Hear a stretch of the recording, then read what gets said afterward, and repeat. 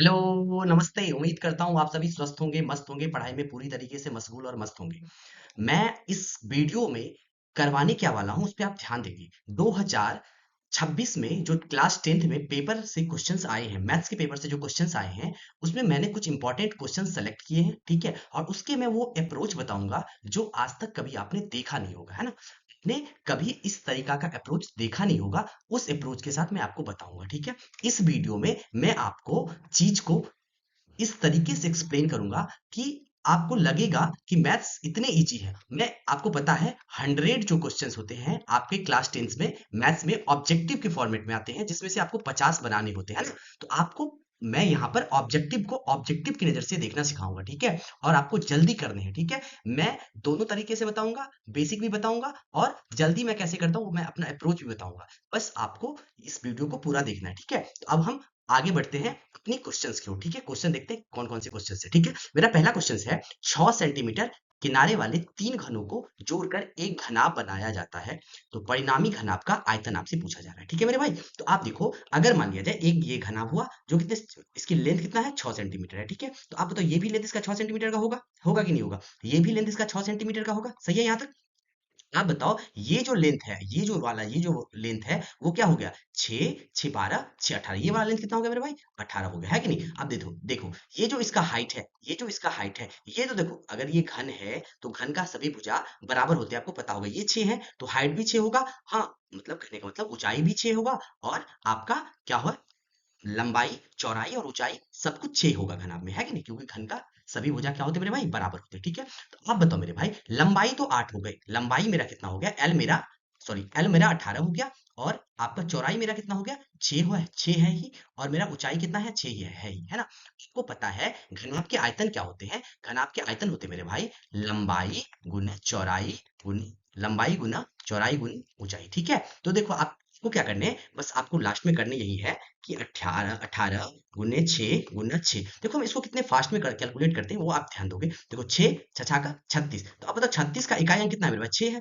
तो अब इकाई अंक जो है, इसके इकाई अंक को हम इसके इकाई अंक के साथ गुना करते हैं, ठीक है? तो अब बताओ 8 छक्का 48, तो 48 का इकाई अंक कितना है? 8 है। तो जिसके इकाई अंक में 8 है वही मेरा आंसर होगा। देखो इसके इकाई अंक में 8 है, यही मेरा आंसर होगा, ठीक है मेरे भाई? मैं उम्मीद करता हूँ इसमें हम यूनिट डिजिट का कॉन्सेप्ट लगा रहे हैं, जिससे हम आंसर जल्दी मतलब लेके आ रहे हैं, ठीक है मेरे भाई? अब हम आगे अगले क्वेश्चन पे चलते हैं, ठीक है? अगला मेरा क्वेश्चन है, एक घनाभ का संपूर्ण पृष्ठ का क्षेत्रफल इतना है, तो इसका आयतन कितना होगा, ठीक है मेरे भाई? आपको पता है घनाभ का आयतन क्या, सॉरी, घन का आयतन क्या होता है? भुजा क्यूब होता है, ठीक है? क्या होता है मेरे भाई? भुजा क्यूब। तो आपको एक भुजा तो चाहिए पहले, तो उसके लिए आपको दे रखा है संपूर्ण पृष्ठ का क्षेत्रफल इतना। तो आपको पता है घन के संपूर्ण पृष्ठ का क्षेत्रफल क्या होता है? 6 गुना भुजा स्क्वायर, यही होता है मेरे भाई, 6 गुना भुजा स्क्वायर। ये कितना दे रखा है आपको? 864, ये दे रखा है। आपको पता है बराबर के दोनों साइड, बराबर के दोनों साइड हम क्या कर सकते हैं? काट सकते हैं ना। तो आप 6 से इसको काट सकते हो, 6 का 6, तो 6, 2 बच गया, 2 पर 6 26, 6 चौका 24, तो 2 बच गया, 2 पर 4 24, है ना? 6 चौका 24, 144, है कि नहीं? तो ए स्क्वायर बराबर कितना हो गया मेरे भाई? 144। यहाँ से अगर ए का वैल्यू निकालोगे तो आपको पता है स्क्वायर हटाते हैं तो इधर क्या लग जाता है? रूट लग जाता है, राइट साइड में रूट लग जाता है। आपको पता है 144 का वर्गमूल कितना होता है मेरे भाई? 12 होता है, ठीक है मेरे भाई? जब आप हमारे साथ पढ़ाई स्टार्ट करोगे 2027 के लिए,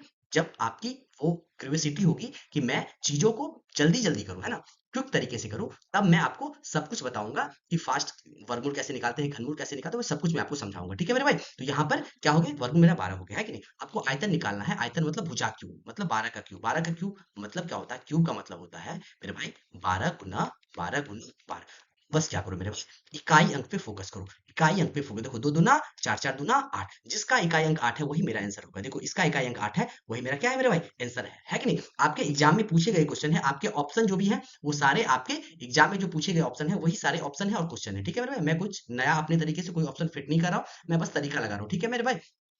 तो अब आगे हम अगले क्वेश्चन पे चलते हैं। अगला मेरा क्वेश्चन है, 28 सेंटीमीटर व्यास वाले वृत्त की परिधि क्या होगी? परिधि का आपको पता है फॉर्मूला क्या होता है? 2 पाई आर। आपके गुरुदेव, आपके गुरुजी जो है वो बताए होंगे आपको। आपको त्रिज्या निकालना है मेरे भाई, और आपको क्या करना है? इस फॉर्मूले में डालना है, आपका आंसर आ जाएगा मेरे भाई, ठीक है? लेकिन मैं अपना तरीका बताता हूँ।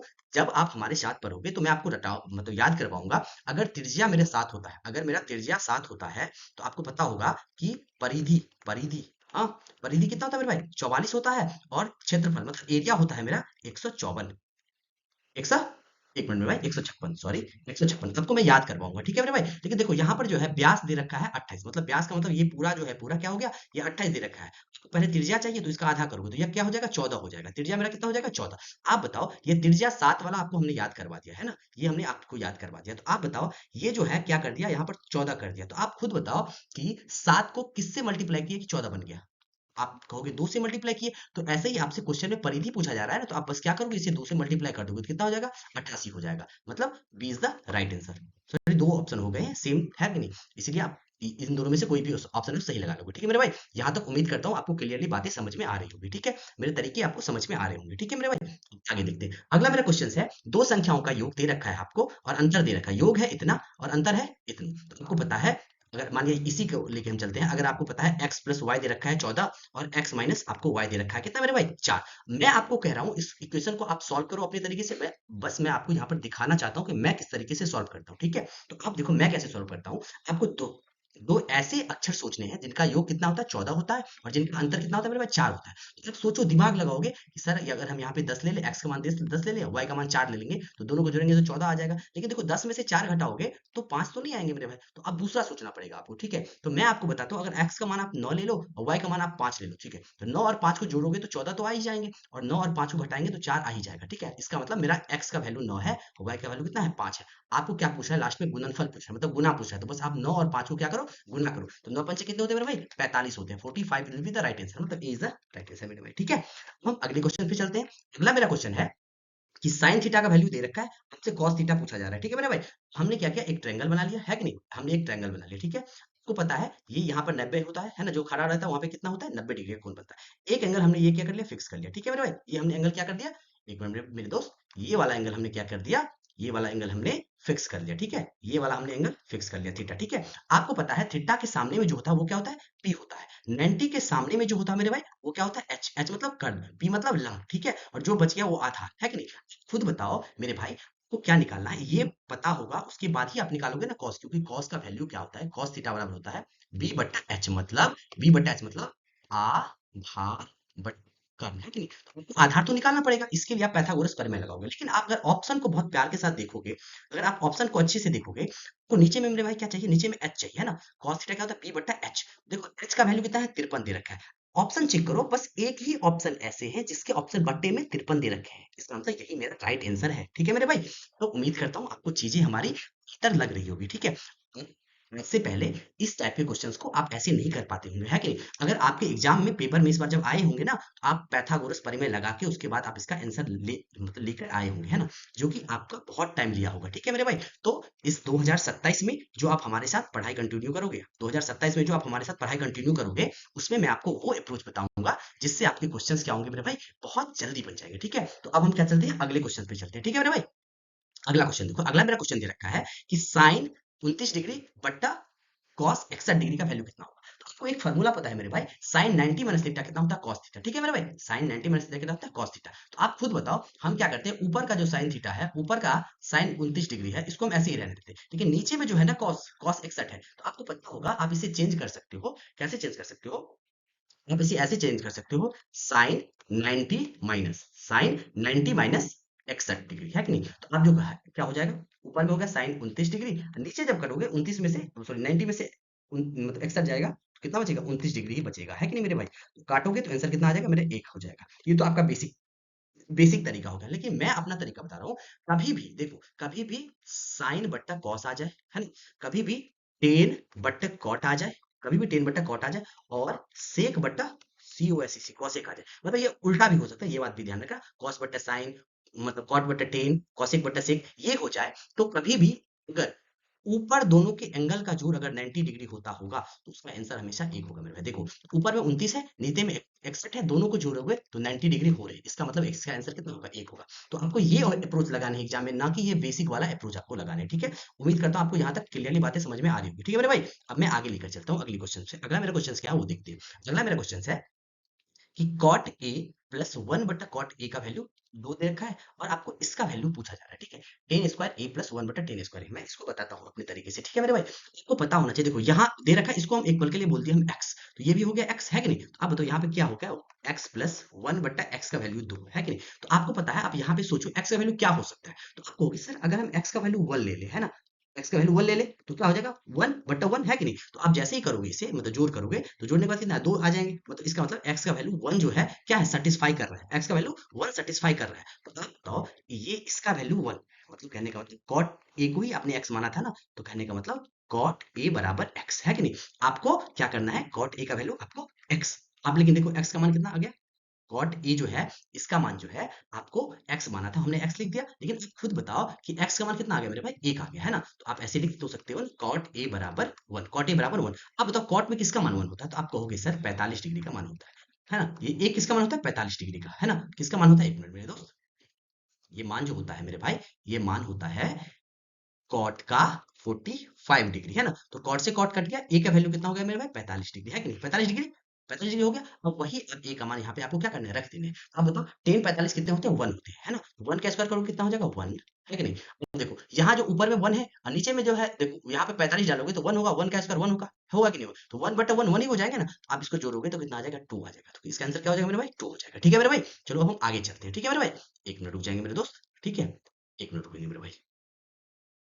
ठीक है, अब हम अगले क्वेश्चन पे चलते हैं, दिखाते हैं आपको, है कि नहीं। अगला मेरा क्वेश्चन क्या है, बहुपद इसका गुणनखंड क्या होगा। ठीक है, देखो मैं इसका अपना तरीका बताता हूँ, आप जैसे भी पढ़े हो अच्छी बातें हैं आप वैसे करोगे, ठीक है, लेकिन मैं इसको अपना तरीका बताता हूँ मैं कैसे करता हूँ सॉल्व से। देखो क्वेश्चन आपके सामने ये दे रखा है, क्या क्वेश्चन है, x square minus 4x plus 3, इसी का करना है गुणनखंड। देखो हम कैसे करते हैं, देखो यहाँ पर 3 है और यहाँ पर क्या है मेरे भाई, कुछ नहीं है तो 1 है, 3 और 1 को गुना करेंगे कितना हो गया 3, 3 को कैसे हम तोड़ेंगे कि 4 आ जाएगा, है कि नहीं। तो आप कहोगे कि मैं इसे ऐसे तोड़ता हूँ, माइनस का 3 और माइनस का 1, है कि नहीं, तभी जाके -4 आएगा ना। अब हम क्या कह रहे हैं, इसका साइन आप बदल दो, आप क्या करो इसका साइन मेरे भाई बदल दो, है कि नहीं। अब जैसे ही इसका साइन बदल दोगे तो क्या हो जाएगा, माइनस प्लस हो जाएगा, माइनस प्लस हो जाएगा, ठीक है। और बट्टे में कुछ नहीं करना, एक्स स्क्वायर के गुणांक, एक्स स्क्वायर के जो गुणांक में रहता है उससे आपको क्या करना है, भाग देना है। तो एक से भागा दोगे तो कुछ नहीं होगा, एक से जब भागा दोगे तो कुछ नहीं होगा, इसका मतलब ये जो है तीन, सॉरी प्लस का 3 और प्लस का 1 जो है ये दोनों मेरा क्या होंगे, शून्यक होंगे, ठीक है। अगले एक क्वेश्चन रखा है हमने, उसमें आपको बताएंगे शून्यक जल्दी कैसे निकालते हैं, है ना। तो ये क्या होगा मेरे भाई, शून्यक हो गया। लेकिन आपसे पूछा क्या जा रहा है मेरे भाई, आपसे पूछा जा रहा है गुणनखंड। तो आपको ये सोचना है +3 कहाँ से आए होंगे,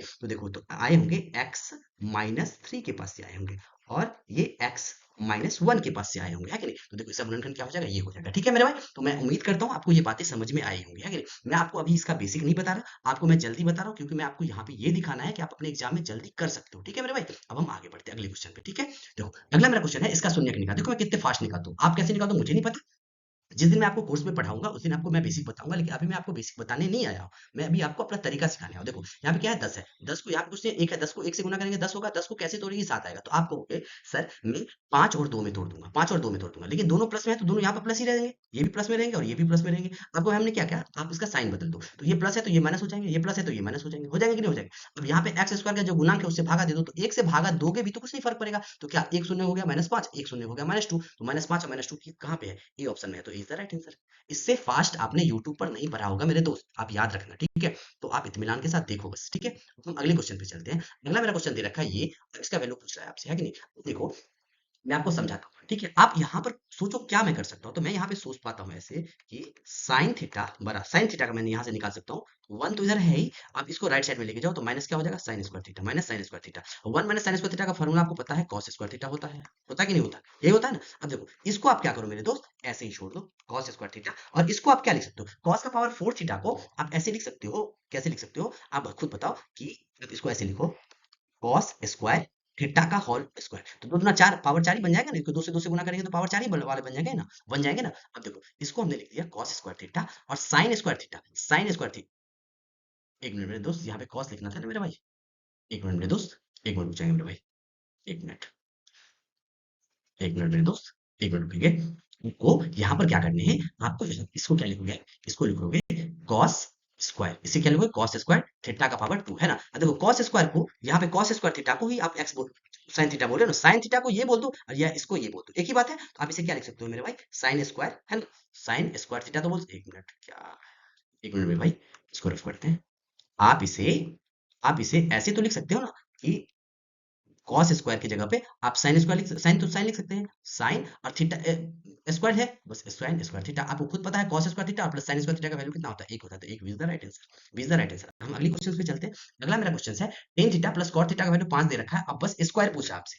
और क्या पूछा है आपसे, बस स्क्वायर पूछा है। ये सेम बातें हैं, लेकिन आपको यहाँ से स्क्वायर पूछा जाएगा। तो आप याद रखोगे मेरे भाई, कभी भी इस टाइप का फॉर्मेट आए तो आप याद रखोगे, कभी भी एक्स प्लस वन बट्टा एक्स का वैल्यू कुछ दे रखा है और आपसे एक्स स्क्वायर प्लस वन बट्टा एक्स स्क्वायर इस टाइप का वैल्यू पूछ लिया आपसे, तो आप कुछ नहीं करोगे, के स्क्वायर माइनस टू कर दोगे, ठीक है। आपको आपको समझना होगा मेरे भाई, कभी भी इस टाइप का हो और स्क्वायर आपसे पूछे तो क्या करोगे, इसका स्क्वायर माइनस टू कर दोगे, तो 5 का स्क्वायर क्या हो जाएगा, 25 माइनस टू, तो कितना हो जाएगा मेरे भाई, 23 will be the right answer, 23 will be the right answer, ठीक है।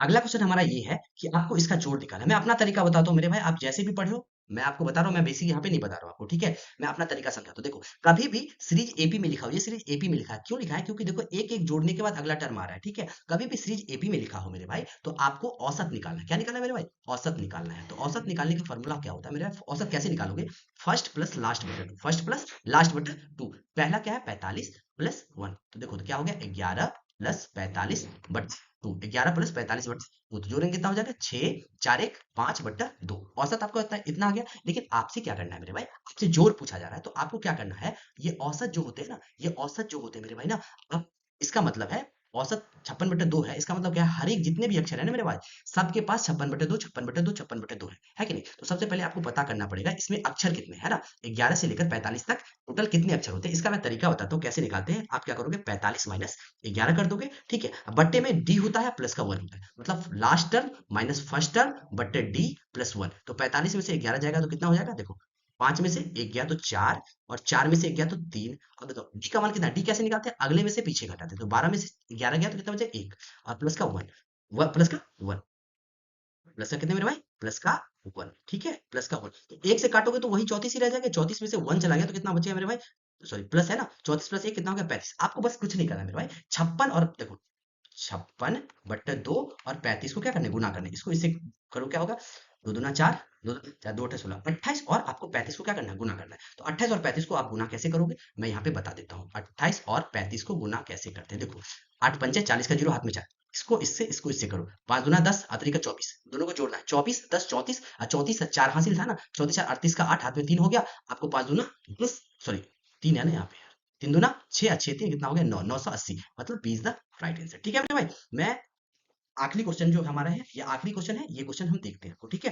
देखो ये क्या है, √7, अगला है √28, ये क्या है, √63, आपसे अगला पूछा जा रहा है, ठीक है। √7 को आप कुछ नहीं करते, इसे √7 ही लिखना पड़ेगा आपको, ठीक है। 28 को कैसे तोड़ सकते हो आप, 7 गुना 4 है ना, तो 4 का वर्ग तो निकल जाएगा, तो 2 बाहर हो जाएंगे, 7 अंदर में रह जाएंगे, है कि नहीं। 63 को क्या लिख सकते हो, 9 गुना 7 लिख सकते हो, 9 का वर्ग तो 3 होता है, तो 3 तो बाहर निकल जाएंगे, 3 बाहर निकल जाएंगे और 7 अंदर में रह जाएंगे, है कि नहीं। आप देखो क्या हो रहा है, एक साथ 2 √7, 3 √7, तो अगला क्या हो जाएगा, 4 √7, अगला क्या हो जाएगा, 5 √7, 5 √7। लेकिन आपसे पूछ रहा है अगला, तो अगला ये हो जाए 4 √5। तो आपको पता होना चाहिए, लेकिन आपको क्या करना है, इसे क्या करना है, इस फॉर्मेट में लिखना है, इसी फॉर्मेट में लिखना है, ऑप्शन के फॉर्मेट में लिखना है। आप कैसे लिखोगे वो मैं बताता हूँ। ये 4 जो बाहर आते हैं कैसे आप आते हैं, आपको पता होगा, 4 √7 जो है इसे हम क्या करते हैं, 7 अंदर में है ही, ये जो 4 आपने बाहर निकाला है, इसका मतलब क्या है, अंदर में 2 4 है ना, अंदर में 2 4 है, ठीक है। तो आप बस क्या करना है, सबको मल्टीप्लाई करना है, 4 चौको 16, 16 7 16, 16 पंजे 16 17 112, तो कितना हो जाएगा, √100 112, मतलब D is the right answer. मैं उम्मीद करता हूँ मेरे भाई सब कुछ आपको क्लियरली समझ में आया होगा, आपको हमारे तरीके, हमारे अप्रोच अच्छे लगे होंगे, ठीक है।